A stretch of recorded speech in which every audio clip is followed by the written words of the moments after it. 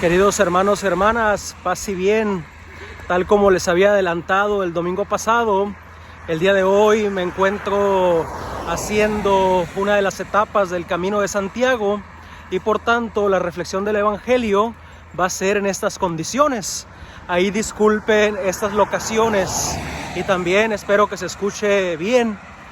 Y bueno, lo primero que hay que decir es que el pasaje del Evangelio que se nos presenta hoy para nuestra reflexión es el Evangelio según San Juan, capítulo 6, versículos del 41 al 51.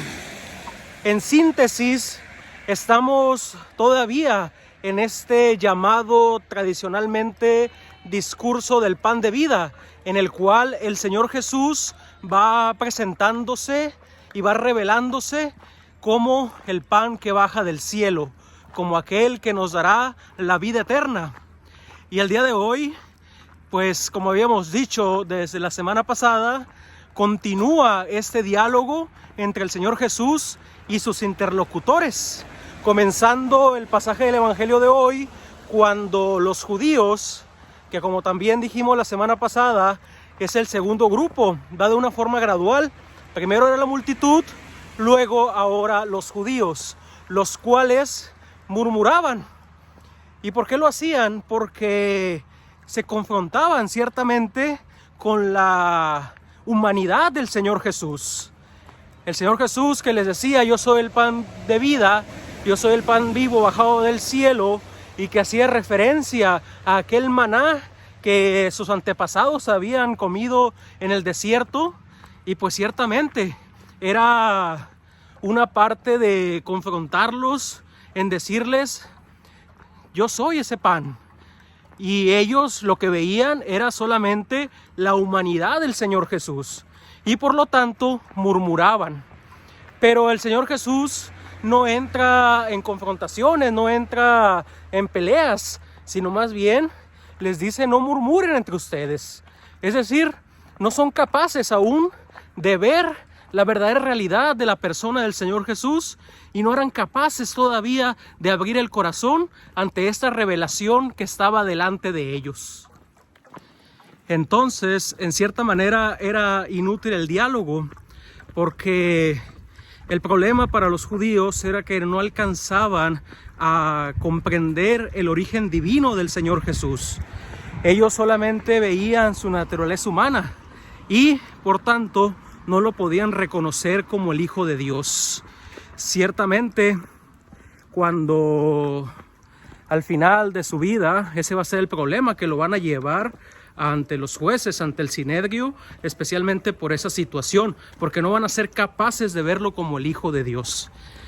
Entonces, de ahora en adelante, los discípulos van a tener que ver a ese Dios en la humanidad de Jesús y reconocerlo de esa manera.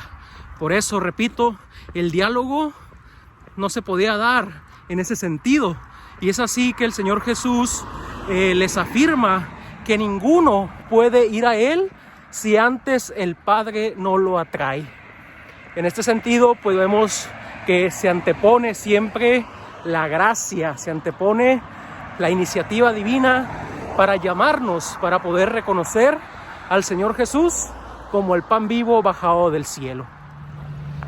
Será esta misma gracia, esta misma iniciativa divina la que nos va a ayudar a comprender lo que establece el Señor Jesús, que fuera de Él no hay otro pan bajado del cielo.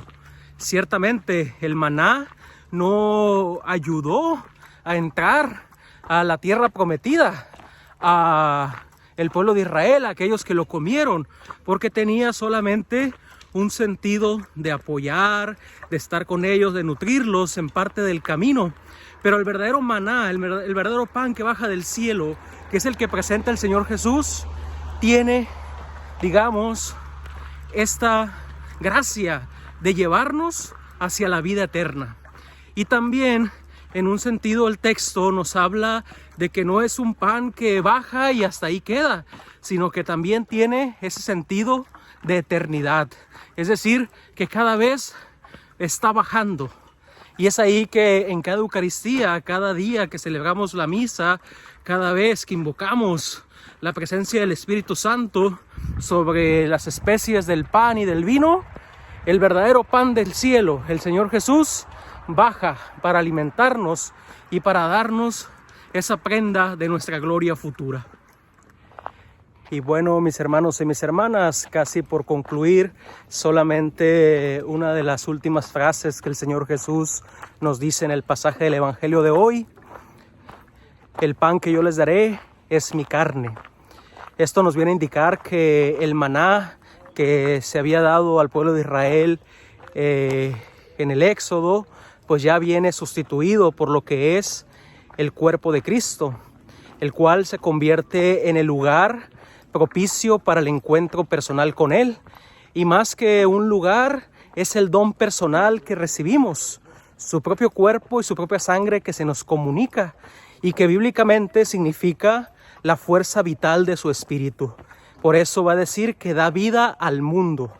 Es decir, cada vez que comulgamos, cada vez que entramos en comunión con Él, recibimos toda la fuerza de Dios en nosotros. Y también es una llamada a la intimidad divina, a dejar que habite en nosotros y que también nosotros habitemos en Él, para que podamos cada vez dar mayor paso hacia el destino que tenemos, que es la vida eterna. Hasta aquí entonces mi intervención del día de hoy. Como les había anticipado la semana pasada, esta reflexión se iba a hacer desde el Camino de Santiago. Espero entonces que haya sido una semilla para vuestros corazones, para que la palabra de Dios siga alimentando nuestra alma y que también cada día nos concentremos y que podamos con deseo comulgar y entrar en esa comunión con Cristo. Así que nuevamente, si les gustó el video, denle me gusta. Si quieren compartirlo con sus seres queridos, les agradezco de corazón, para que cada vez seamos más los que podamos reflexionar el pasaje del Evangelio dominical. Dios me los bendiga y el próximo domingo volveremos a nuestra locación habitual, que es en la oficina, en el escritorio.